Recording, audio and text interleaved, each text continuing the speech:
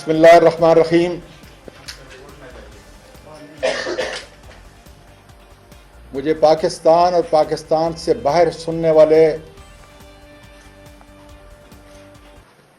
میرے پیارے لوگوں، میں نے آج کوئی سیاسی بات نہیں کرنی، کسی پروفیسر، صحافی، وکیل پاکستان کے شہری پر جو تشدد کیا گیا ہے اس کی بات آج نہیں کرنی، یہاں تک کہ ارشد شریف شہید کے لیے صرف اتنی بات کہہ کر میں اپنا بیان شروع کر رہا ہوں، انا للہ و انا الیہ راجعون۔ سب سے پہلے میں پیمرا کو وارننگ دینا چاہتا ہوں کہ کل general Nadeem I S I کے ہیڈ اور ڈی جی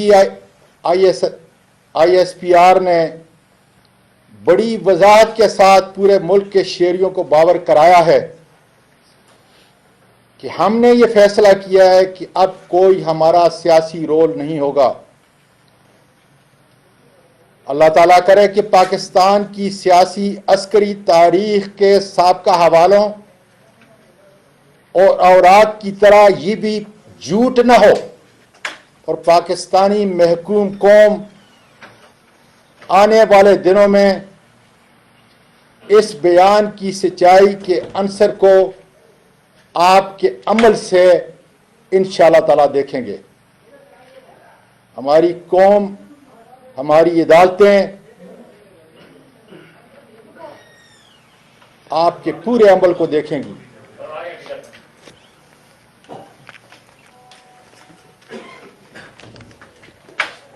میں آج اس لیے یہ پڑھ رہا ہوں، حالانکہ میں اس کا قائل نہیں، کہ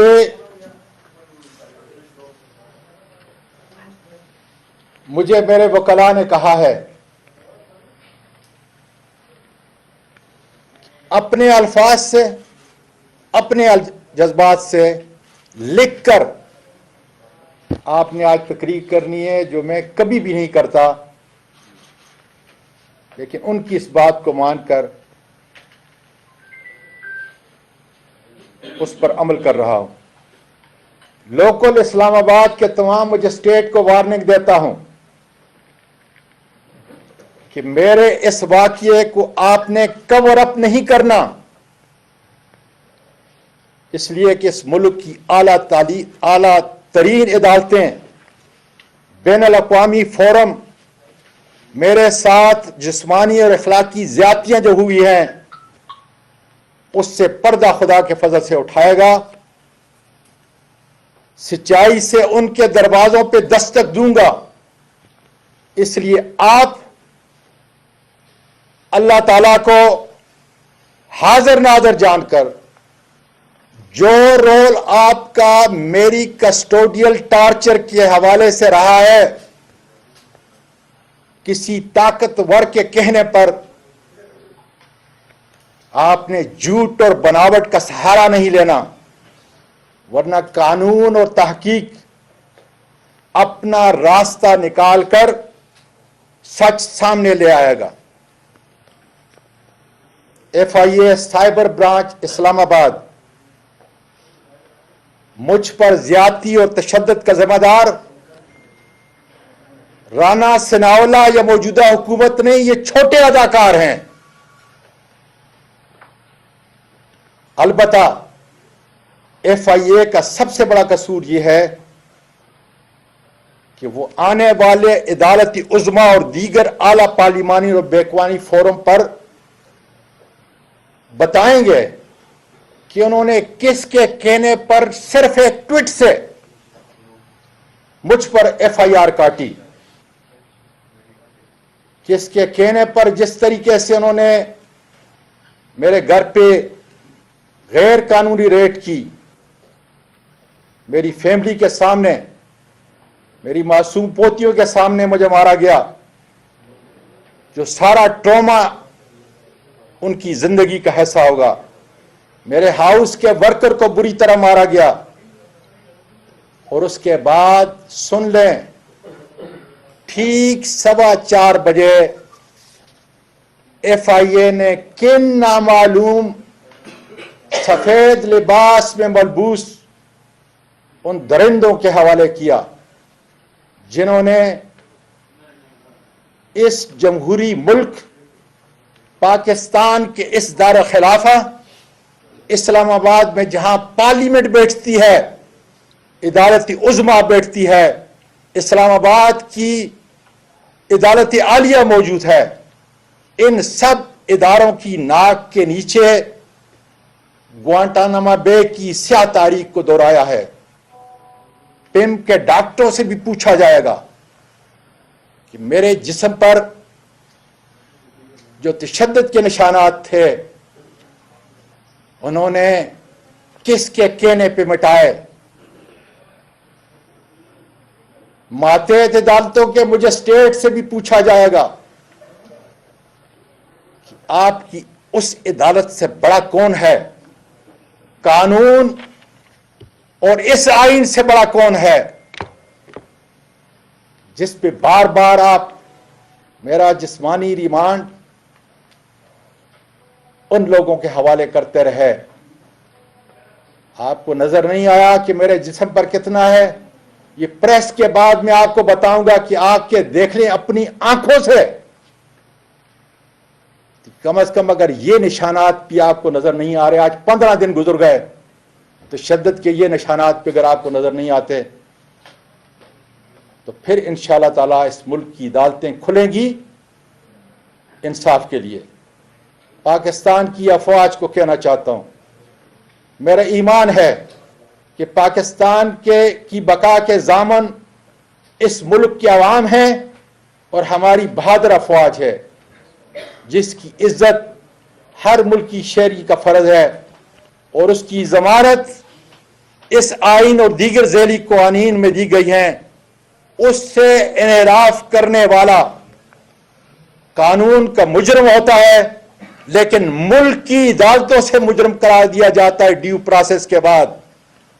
اس لیے میری بہادر افواج بری بیری ہوائی کے ایک ایک سپاہی کے خون کی قسم، آپ کی صفوں کے اندر جو کاری بیڑے ہیں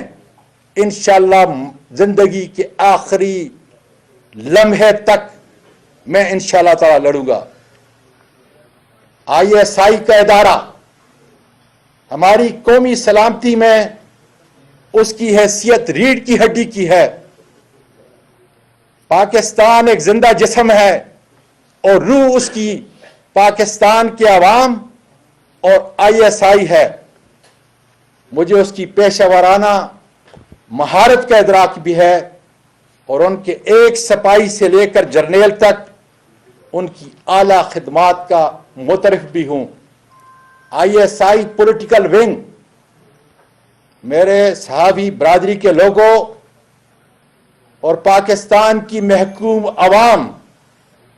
یہ چند آئی ایس آئی کے لوگ اس ملک کے سیاہ و سفید کے مالک ہیں۔ ملک کا ہر ادارہ ان چند اشخاص کی بلیک میلنگ سے بچا ہوا نہیں ہے۔ ان کی مالی، معاشرتی اور انسانی برائیوں کا ادراک بھی کوئی نہیں کر سکتا۔ ان کی ان حقیقی برائیوں کو بیان کرنا اس آئین کے تحت ہماری بہادر افواج، ان کے قائدین اور دوسرے اداروں کو بدنام کرنا نہیں، بلکہ نفرتوں اور الزامات کی دوریوں کو مٹانا ہے اور اصلاح کرنا ہے، جس کی اجازت ملک پاکستان کا سب سے بڑا دستور اجازت دیتا ہے۔ آج باجوہ صاحب، پوری محکوم قوم آپ کی طرف دیکھ رہی ہے۔ اس ملک کا ہر سیاسی کارکن اور ہر ادارے کا انتظامی فرد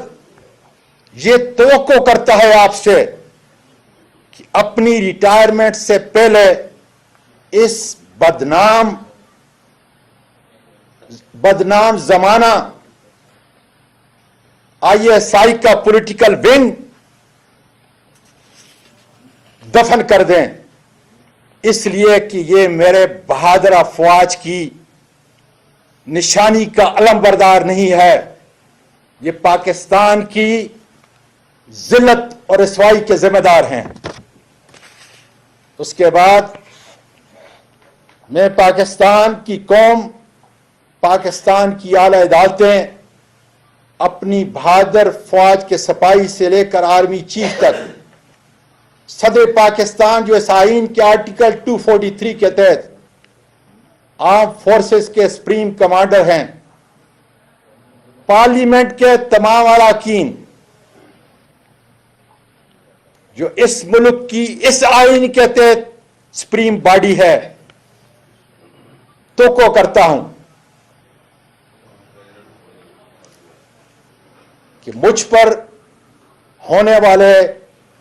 بے انتہا ظلم کی اعلیٰ عدالتی تحقیق کی جائے، اور توقع کرتا ہوں کہ میرے دو مجرم میجر جنرل فیصل اور سیکٹر کمانڈر فہیم کو فوری طور پر ایک پاکستانی شہری، ایک پاکستانی سینئر پارلیمنٹرین کے ساتھ ماورائے قانون، آئین اور عدالت زیادتی اور کسٹوڈیل ٹارچر کا مداوع کرنے کے لیے اپنے عہدے سے فوری ہٹایا جائے، تاکہ یہ اپنے عہدوں کی پس منظر میں ناجائز استعمال کر کے اپنا اثر رسوخ عدالتی اور عوامی تحقیق پر اثر انداز نہ ہو سکیں۔ میں اس قانون شکن میجر جنرل اور سیکٹر کمانڈر کو بتانا چاہتا ہوں کہ میری اس 22 سالہ اس عظیم ملک کی سیاسی زندگی میں تم سے بہت بہتر میجر جنرل، بریگیڈیئر اور آئی جی پولیس میرے عہدے کے لحاظ سے انہوں نے میرے ماتحت کام کیا ہے۔ میں چند کا نام پوری قوم کو بتا دینا چاہتا ہوں: اے ڈی خواجہ صاحب، شعیب دستگیر صاحب، عارف نواز صاحب، فیصل شاکر صاحب اور میجر جنرل عارف ملک اور کئی اور بریگیڈیئر۔ میں گزارش کرتا ہوں پاکستان کے میڈیا سے کہ ان سے رابطہ کریں، ان ہستیوں سے پوچھیں جو اس ملک کے باوقار سپوت ہیں، جنہوں نے 20-25 سال اس ملک کی خدمت کی۔ ان سے پوچھیں میری دیانت کا، میری شرافت کا، میری بہادری کا، میری فرض شناسی کا اور حب الوطنی کا، اور پھر بغیر ڈر و خوف کے، جس طرح آج میں پوری قوم کو یہ پیغام دینا چاہتا ہوں، آپ اس کیمرے کی آنکھ سے اور اپنے قلم سے لکھیں کہ وہ تمام لوگ جنہوں نے میرے ساتھ کام کیا، میرے ماتحت، وہ میرے متعلق کیا کہتے ہیں۔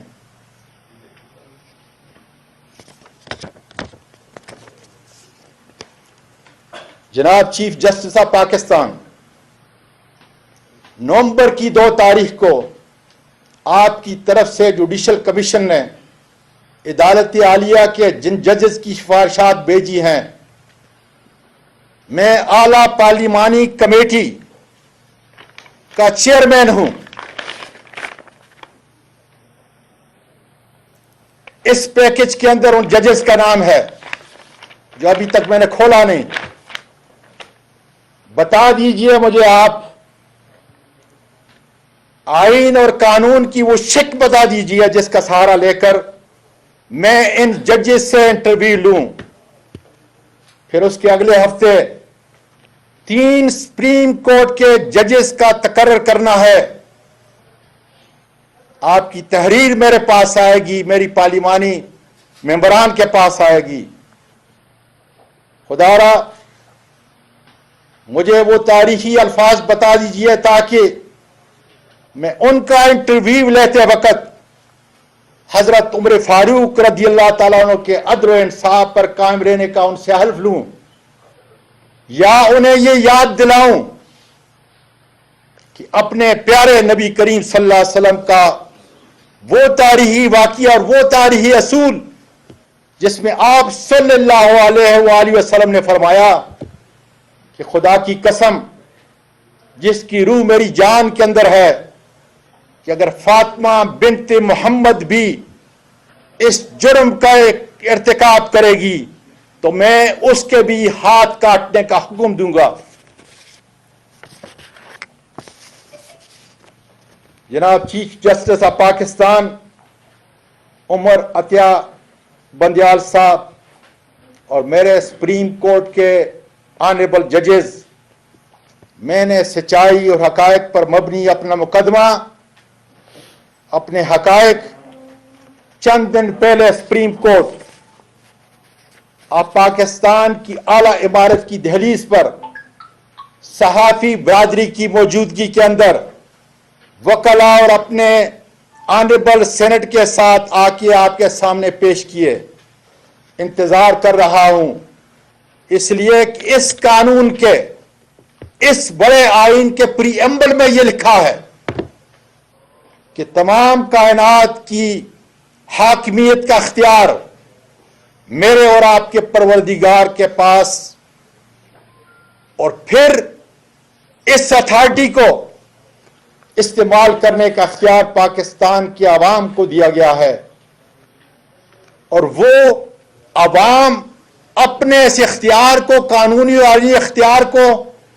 اپنے منتخب نمائندے جس میں میں ایک ہوں اس کے ذریعے اس کا استعمال کریں گے،